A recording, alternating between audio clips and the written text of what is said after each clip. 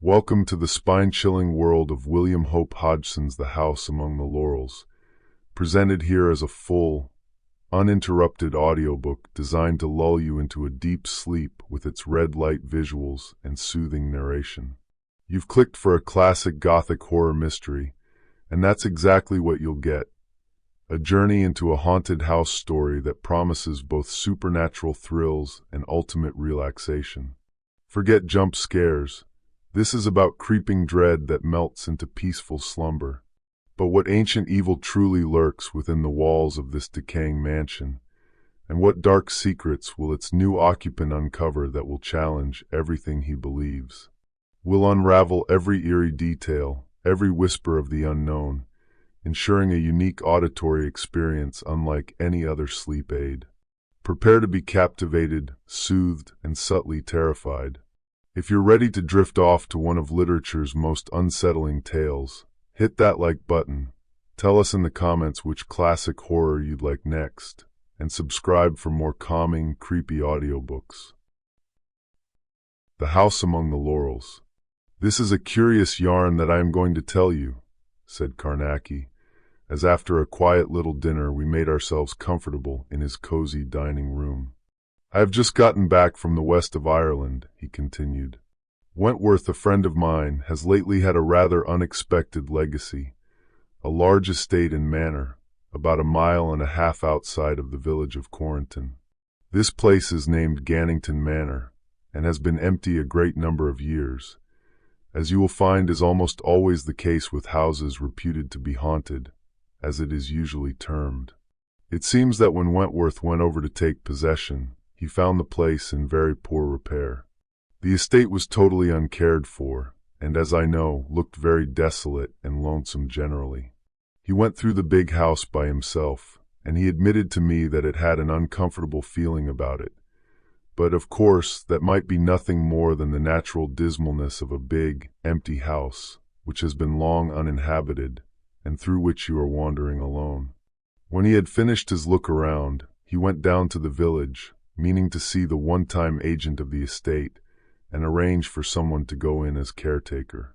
The agent, who proved by the way to be a Scotchman, was very willing to take up the management of the estate once more, but he assured Wentworth that they would get no one to go in as caretaker, and that his, the agent's, advice was to have the house pulled down and a new one built. This naturally astonished my friend. As they went down to the village, he managed to get a sort of explanation from the man. It seems that there had always been curious stories told about the place, which in the early days was called Landru Castle, and that within the last 7 years there had been 2 extraordinary deaths there. In each case, they had been tramps who were ignorant of the reputation of the house and had probably thought the big empty place suitable for a night's free lodging. There had been absolutely no signs of violence to indicate the method by which death was caused, and on each occasion the body had been found in the great entrance hall. By this time, they had reached the inn where Wentworth had put up, and he told the agent that he would prove that it was all rubbish about the haunting by staying a night or 2 in the manor himself. The death of the tramps was certainly curious, but did not prove that any supernatural agency had been at work. They were isolated accidents, spread over a large number of years by the memory of the villagers, which was natural enough in a little place like Quarrenton. Tramps had to die sometime and in some place, and it proved nothing that 2, out of possibly hundreds who had slept in the empty house, had happened to take the opportunity to die under shelter. But the agent took his remark very seriously, and both he and Dennis, the landlord of the inn, tried their best to persuade him not to go. For his sowl's sake, Irish Dennis begged him to do no such thing, and because of his life's sake, the Scotchman was equally in earnest. It was late afternoon at the time, and as Wentworth told me, it was warm and bright, and it seemed such utter rot to hear those 2 talking seriously about the impossible. He felt full of pluck, and he made up his mind he would smash the story of the haunting at once by staying that very night in the manor. He made this quite clear to them, and told them that it would be more to the point and to their credit if they offered to come up with him and keep him company. But poor old Dennis was quite shocked, I believe, at the suggestion, and though Tabbit, the agent, took it more quietly, he was very solemn about it. It seems that Wentworth did go, and though, as he said to me, when the evening began to come on, it seemed a very different sort of thing to tackle.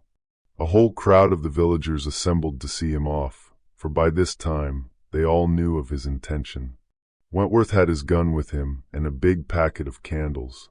He made it clear to them all that it would not be wise for anyone to play any tricks, as he intended to shoot at sight. And then, he got a hint of how serious they considered the whole thing, for one of them came up to him, leading a great bull mastiff, and offered it to him to take to keep him company. Wentworth patted his gun, but the old man who owned the dog shook his head and explained that the brute might warn him in sufficient time for him to get away from the castle, for it was obvious that he did not consider the gun would prove of any use. Wentworth took the dog and thanked the man. He told me that already he was beginning to wish that he had not said definitely that he would go, but, as it was, he was simply forced to. He went through the crowd of men and found suddenly that they had all turned in a body and were keeping him company. They stayed with him all the way to the manor, and then went right over the whole place with him. It was still daylight when this was finished, though turning to dusk, and for a while the men stood about, hesitating, as if they felt ashamed to go away and leave Wentworth there all alone. He told me that, by this time, he would gladly have given £50 to be going back with them. And then abruptly an idea came to him. He suggested that they should stay with him and keep him company through the night. For a time, they refused and tried to persuade him to go back with them, but finally he made a proposition that got home to them all. He planned that they should all go back to the inn, and there get a couple of dozen bottles of whiskey, a donkey load of turf and wood, and some more candles. Then they would come back and make a great fire in the big fireplace, light all the candles and put them around the place, open the whiskey and make a night of it. And by Jove, he got them to agree. They set off back and were soon at the inn, and here, whilst the donkey was being loaded and the candles and whiskey distributed, Dennis was doing his best to keep Wentworth from going back. But he was a sensible man in his way, for when he found that it was no use, he stopped. You see, he did not want to frighten the others from accompanying Wentworth. "I tell ye, sir," he told him, "'tis of no use at all trying to reclaim the castle. 'Tis cursed with innocent blood, and ye'll be better pullin' it down and buildin' a fine new one. But if ye be intendin' to stay this night, keep the big door open wide, and watch for the blood drip. If so much as a single drip falls, don't stay, though all the gold in the world was offered ye." Wentworth asked him what he meant by the blood drip. "Sure," he said, "'tis the blood of them as old Black Mick, way back in the old days, killed in their sleep. 'Twas a feud as he pretended to patch up, and he invited them, the O'Haras they were, 70 of them. And he fed them and spoke softly to them, and them trusting him, stayed to sleep with him. Then he and them with him started in and murdered them, one and all as they slept.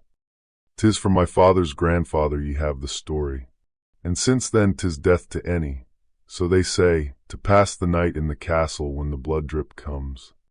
'Twill put out candles and fire, and then in the darkness the Virgin herself would be powerless to protect ye."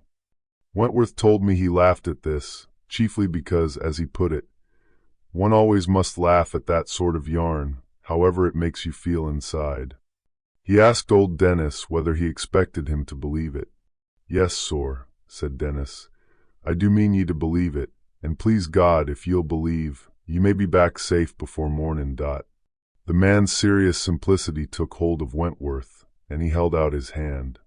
But for all that, he went, and I must admire his pluck. There were now about 40 men, and when they got back to the manor, or castle as the villagers always call it, they were not long in getting a big fire going and lit candles all around the great hall.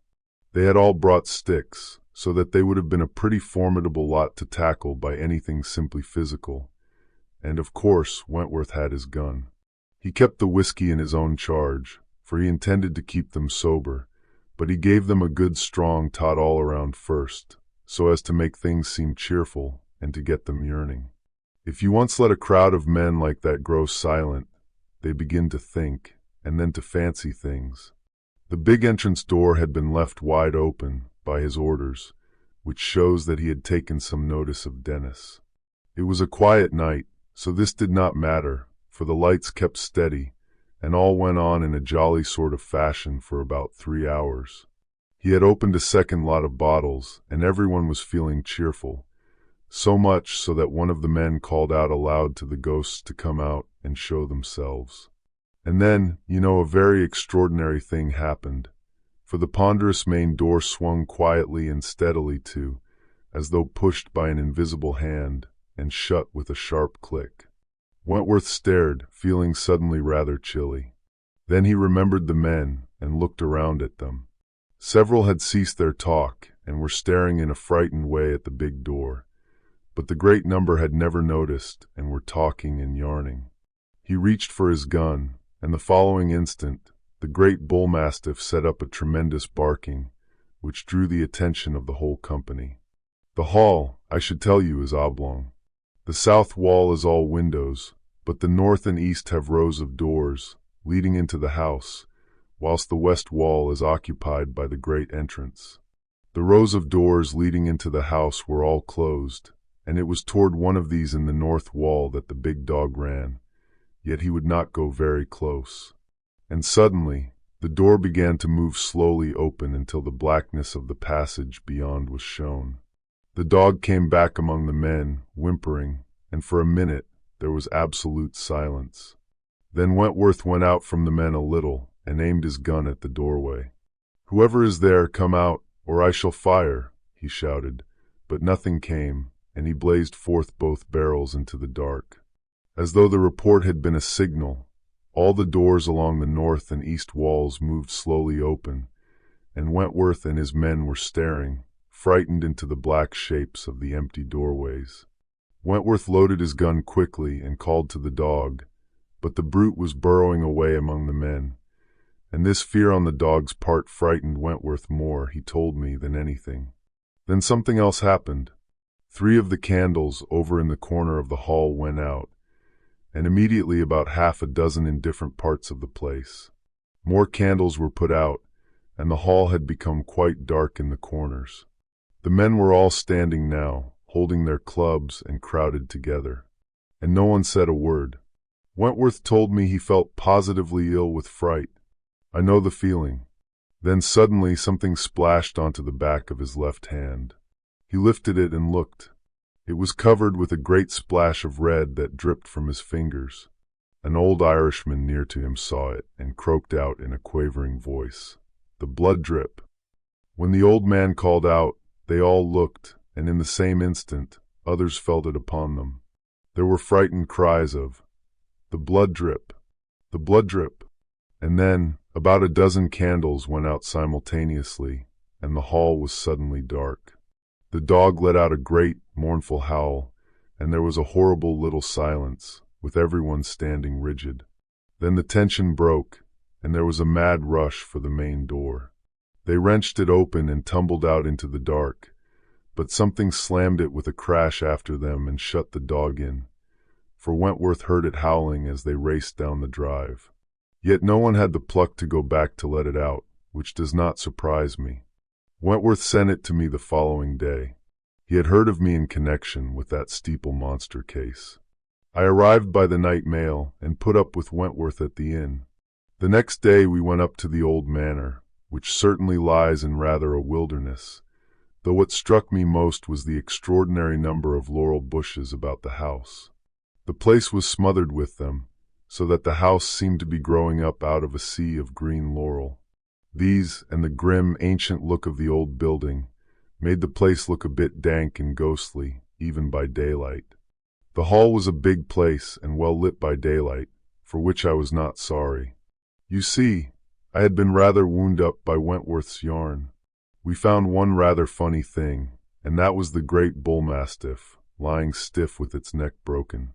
This made me feel very serious, for it showed that whether the cause was supernatural or not, there was present in the house some force exceedingly dangerous to life. Later, whilst Wentworth stood guard with his shotgun, I made an examination of the hall. The bottles and mugs from which the men had drunk their whiskey were scattered about, and all over the place were the candles, stuck upright in their own grease. But in the somewhat brief and general search, I found nothing, and decided to begin my usual exact examination of every square foot of the place, not only of the hall in this case, but of the whole interior of the castle. I spent 3 uncomfortable weeks searching, but without a result of any kind. And, the care I take at this period is extreme. I have solved hundreds of cases of so-called hauntings at this early stage, simply by the most minute investigation and the keeping of a perfectly open mind. But, as I have said, I found nothing. During the whole of the examination, I got Wentworth to stand guard with his loaded shotgun. I was very particular that we were never caught there after dusk. I decided now to make the experiment of staying a night in the great hall, of course, protected. I spoke about it to Wentworth. His own attempt had made him so nervous that he begged me to do no such thing. However, I thought it well worth the risk, and I managed in the end to persuade him to be present. With this in view, I went to the neighboring town of Gaunt. By an arrangement with the chief constable, I obtained the services of 6 policemen with their rifles. The arrangement was unofficial, of course, and the men were allowed to volunteer, with a promise of payment. When the constables arrived early that evening at the inn, I gave them a good meal. After that, we all set out for the manor. We had 4 donkeys with us, loaded with fuel and other matters, and 2 great boarhounds, which one of the police led. When we reached the house, I set the men to unload the donkeys. Wentworth and I set about sealing all the doors, except the main entrance, with tape and wax. If the doors were really opened, I was going to be sure of the fact. I was going to run no risk of being deceived by ghostly hallucination or mesmeric influence. By the time this was done, the policemen had unloaded the donkeys and were waiting, looking about them curiously. I set 2 of them to lay a fire in the big grate, and the others I used as I required them. I took one of the boarhounds to the end of the hall furthest from the entrance, and there I drove a staple into the floor, to which I tied the dog with a short tether. Around him, I drew upon the floor the figure of a pentacle in chalk. Outside of the pentacle, I made a circle with garlic. I did exactly the same thing with the other hound, but over more in the northeast corner of the big hall, where the 2 rows of doors make the angle. When this was done, I cleared the whole center of the hall and put one of the policemen to sweep it. Afterward, I had all my apparatus carried into the cleared space. Then I went over to the main door and hooked it open, so that the hook would have to be lifted out of the hasp before the door could be closed. After that, I placed lighted candles before each of the sealed doors, and one in each corner of the big room. Then I lit the fire. When I saw that it was properly alight, I got all the men together by the pile of things in the center of the room, and took their pipes from them. For, as the Sigsand manuscript has it, there must no light come from within the barrier. And I was going to make sure. I got my tape measure then, and measured out a circle 33 feet in diameter, and immediately chalked it out. The police and Wentworth were tremendously interested, and I took the opportunity to warn them that this was no piece of silly mumming on my part, but done with a definite intention of erecting a barrier between us and any abhuman thing that the night might show to us. I warned them that, as they valued their lives, and more than their lives it might be, no one must on any account whatsoever pass beyond the limits of the barrier that I was making. After I had drawn the circle, I took a bunch of the garlic and smudged it right around the chalk circle, a little outside of it. When this was complete, I called for candles from my stock of material. I set the police to lighting them, and as they were lit, I took them and sealed them down on the floor, just within the chalk circle, 5 inches apart. As each candle measured approximately 1 inch in diameter, it took 66 candles to complete the circle, and I need hardly say that every number and measurement has a significance. Then, from candle to candle, I took a guard of human hair, entwining it alternately to the left and to the right, until the circle was completed, and the ends of the hair, shod with silver, were pressed into the wax of the 66th candle.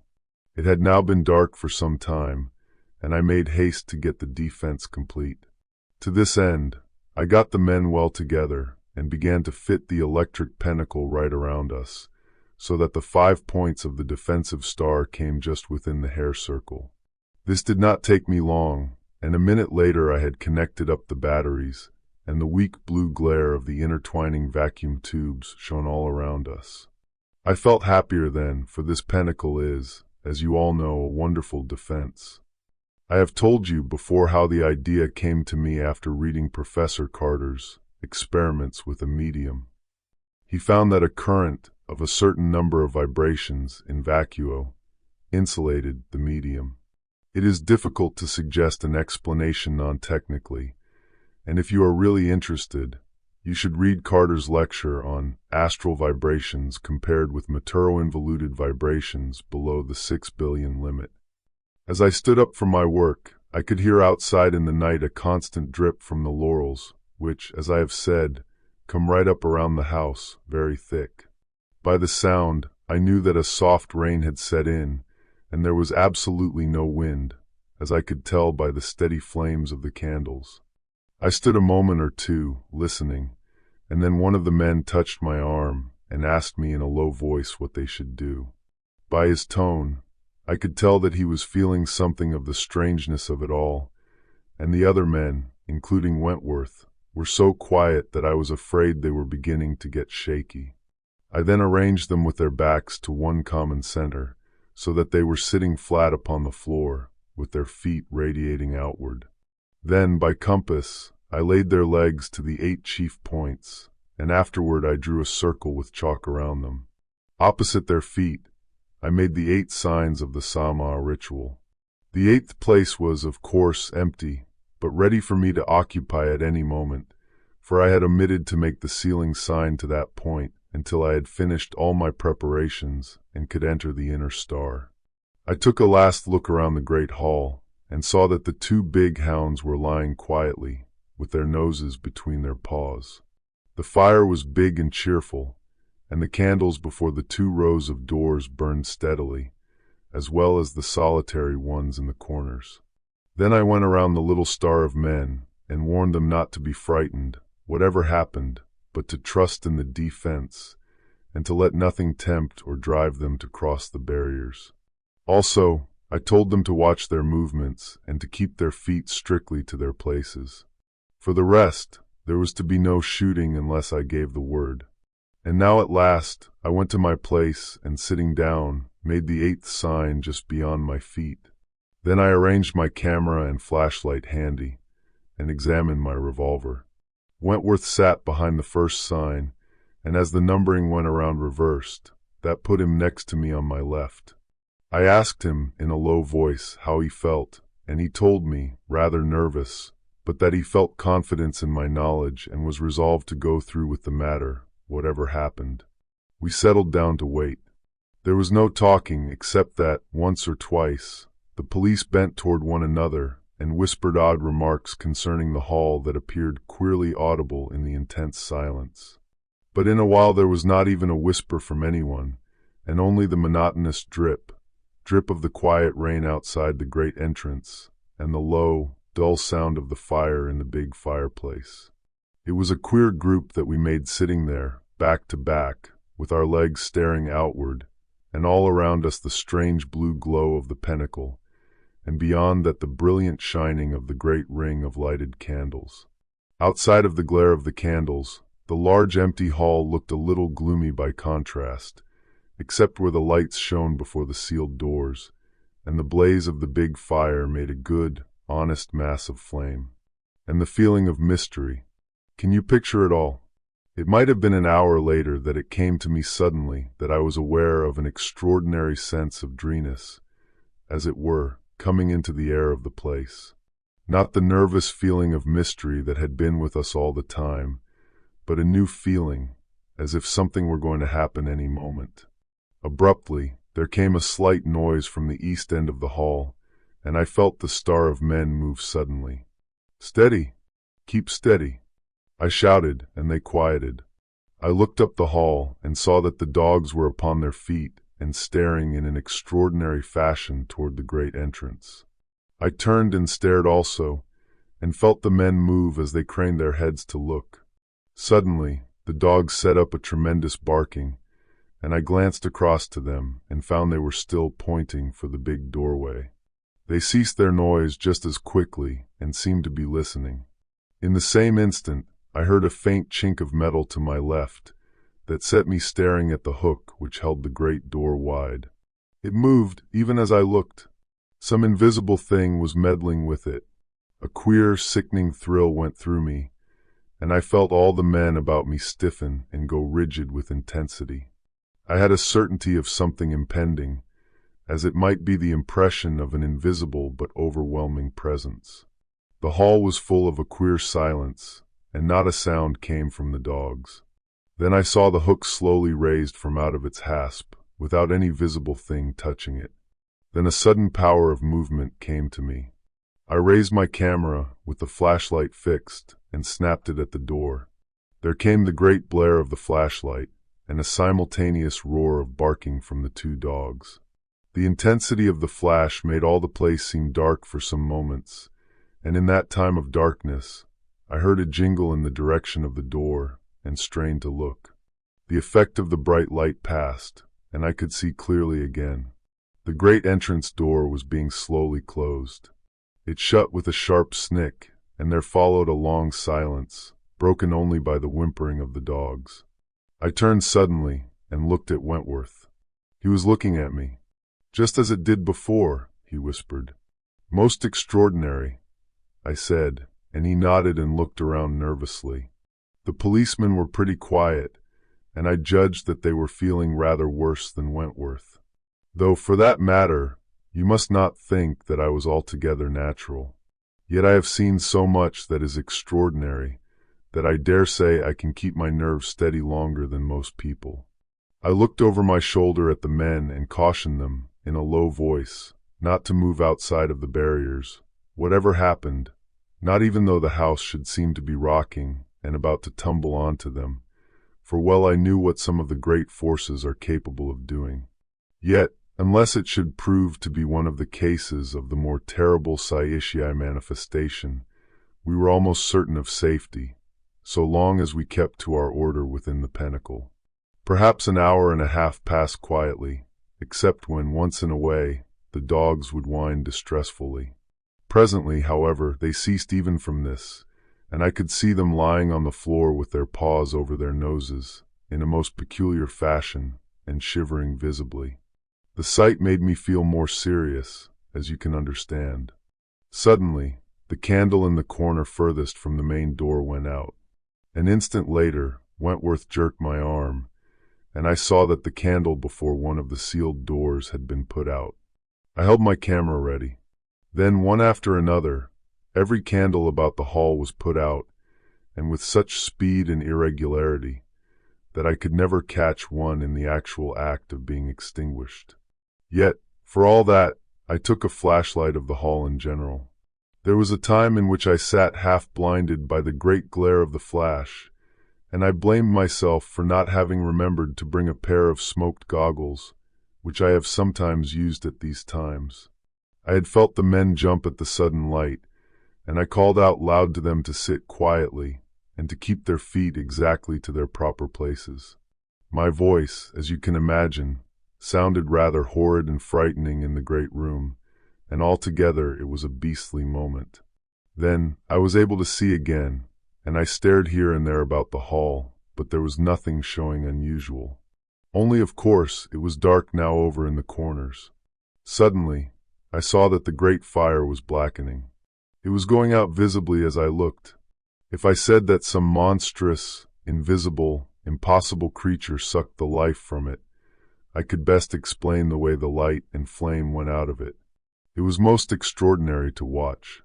In the time that I watched it, every vestige of fire was gone from it, and there was no light outside of the ring of candles around the pinnacle. The deliberateness of the thing troubled me more than I can make clear to you. It conveyed to me such a sense of a calm, deliberate force present in the hall. The steadfast intention to make darkness was horrible. The extent of the power to affect the material was now the one constant, anxious questioning in my brain. You can understand? Behind me, I heard the policemen moving again, and I knew that they were getting thoroughly frightened.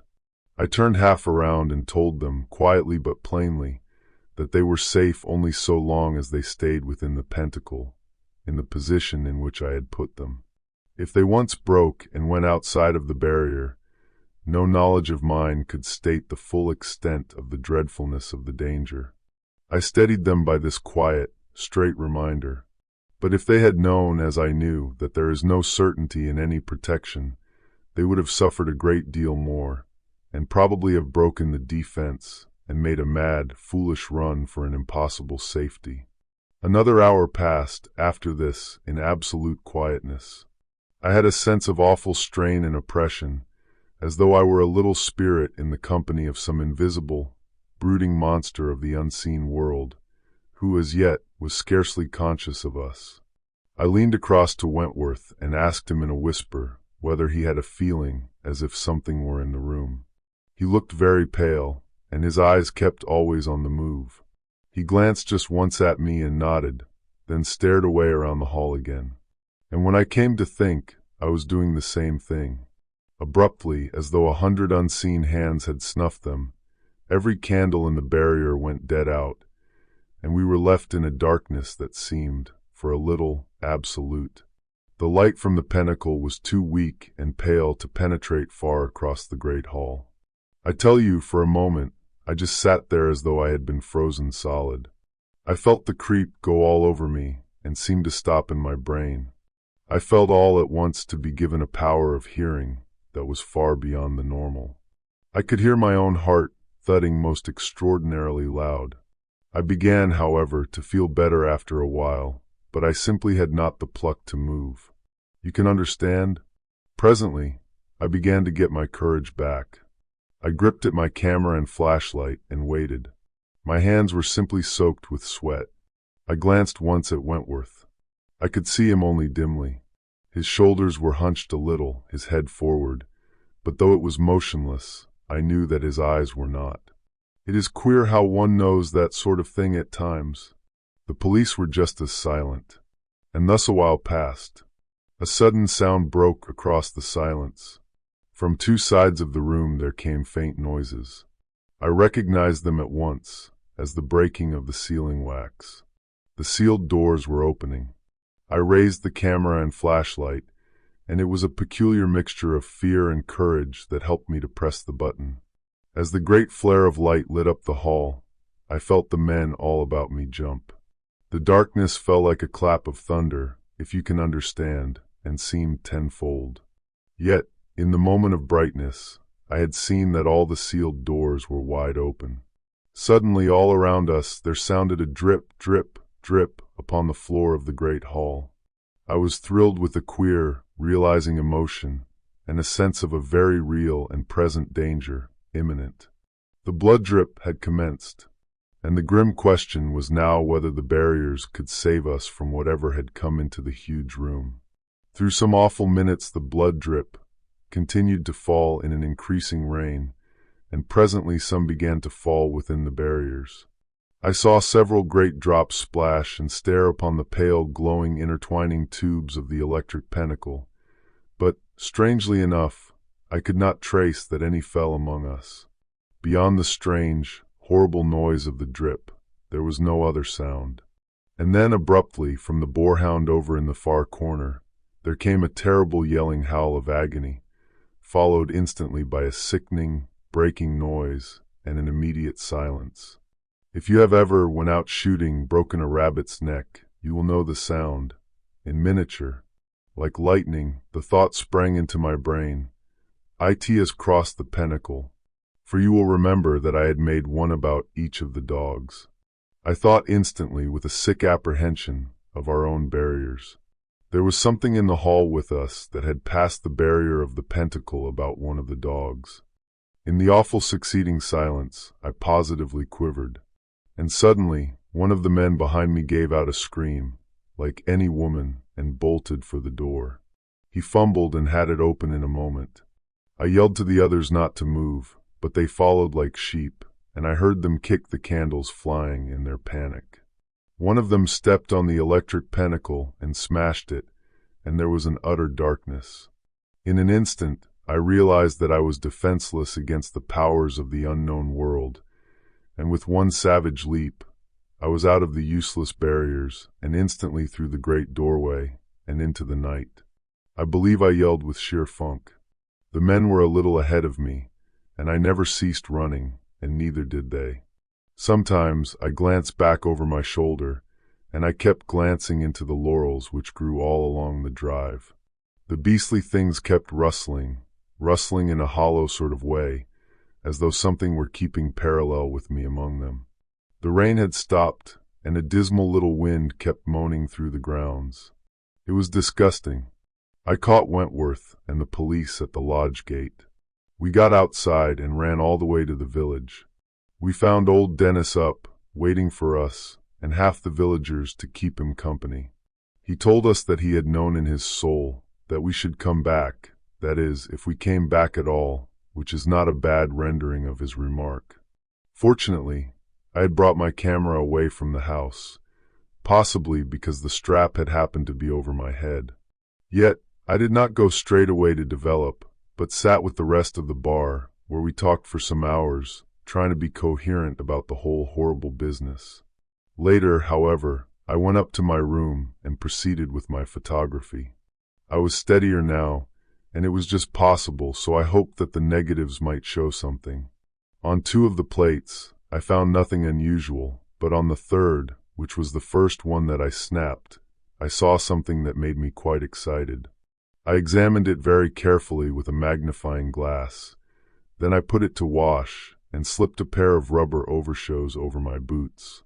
The negative had shown me something very extraordinary, and I had made up my mind to test the truth of what it seemed to indicate without losing another moment.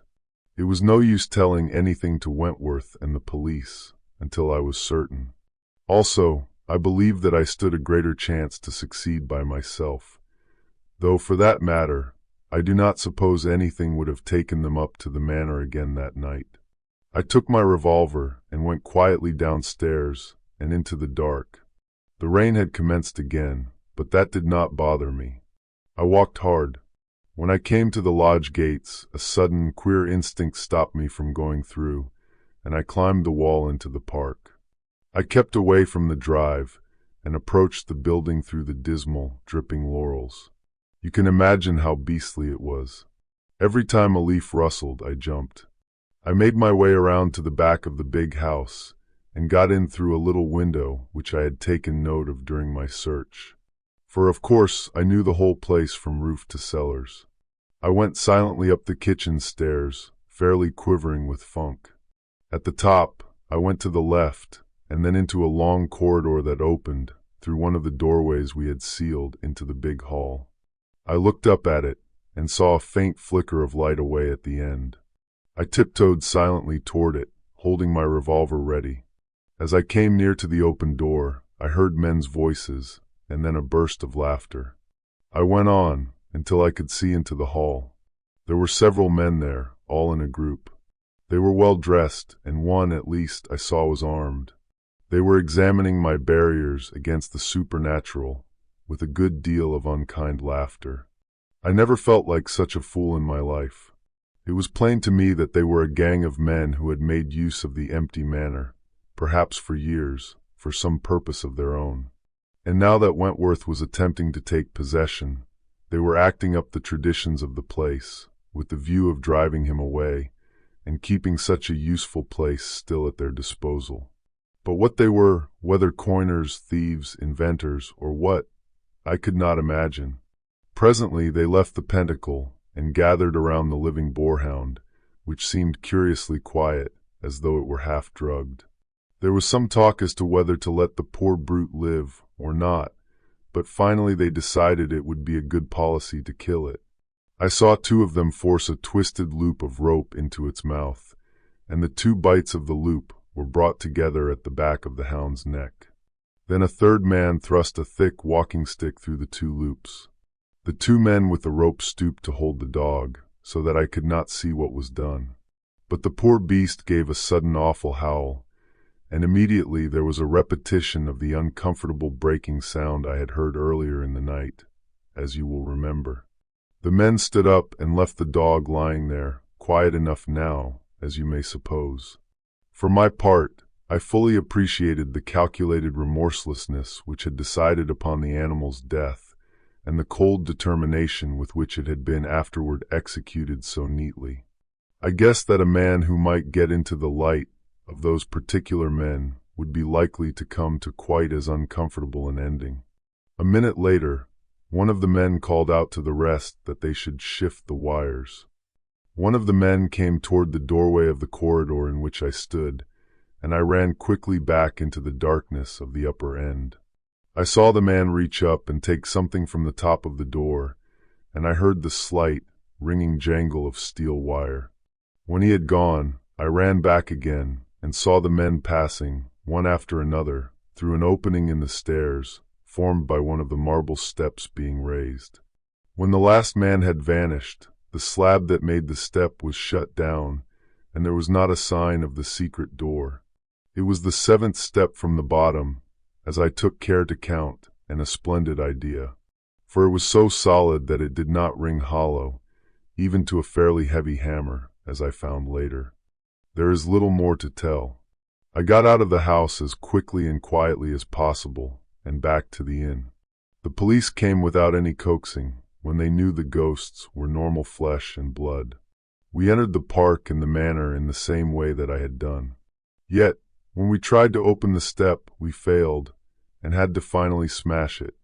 This must have warned the haunters, for when we descended to a secret room, which we found at the end of a long and narrow passage in the thickness of the walls, we found no one. The police were horribly disgusted, as you can imagine, but for my part, I did not care either way. I had laid the ghost, as you might say, and that was what I set out to do. I was not particularly afraid of being laughed at by the others, for they had all been thoroughly taken in, and in the end I had scored without their help. We searched right through the secret ways, and found that there was an exit at the end of a long tunnel, which opened in the side of a well, out in the grounds. The ceiling of the hall was hollow, and reached by a little secret stairway inside of the big staircase. The blood drip was merely colored water, dropped through the minute crevices of the ornamented ceiling. How the candles and the fire were put out, I do not know, for the haunters certainly did not act quite up to tradition, which held that the lights were put out by the blood drip. Perhaps it was too difficult to direct the fluid, without positively squirting it, which might have given the whole thing away. The candles and the fire may possibly have been extinguished by the agency of carbonic acid gas, but how suspended, I have no idea. The secret hiding places were, of course, ancient. There was also, did I tell you, a bell which they had rigged up to ring when anyone entered the gates at the end of the drive. If I had not climbed the wall, I would have found nothing for my pains, for the bell would have warned them had I gone in through the gateway. What was negative? I asked with much curiosity. A picture of the fine wire with which they were grappling for the hook that held the entrance door open. They were doing it from one of the crevices in the ceiling. They had evidently made no preparations for lifting the hook. I suppose they never thought that anyone would make use of it, and so they had to improvise a grapple. The wire was too fine to be seen by the amount of light we had in the hall, but the flashlight picked it out. Do you see? The opening of the inner doors was managed by wires, as you will have guessed, which they unshipped after use, or else I should soon have found them when I made my search. I think I have now explained everything. The hound was killed, of course, by the men directly. You see, they made the place as dark as possible first. Of course, if I had managed to take a flashlight just at that instant, the whole secret of the haunting would have been exposed. but fate just ordered it the other way. And the tramps? I asked. Oh, you mean the two tramps who were found dead in the manor, said Carnacki. Well, of course it is impossible to be sure, one way or the other. Perhaps they happened to find out something, and were given a hypodermic. Or it is just as probable that they had come to the time of their dying, and just died naturally. It is conceivable that a great many tramps had slept in the old house, at one time or another. Carnacki stood up and knocked out his pipe. We rose also, and went for our coats and hats. Out you go, said Carnacki genially, using the recognized formula. And we went out onto the embankment, and presently through the darkness to our various homes.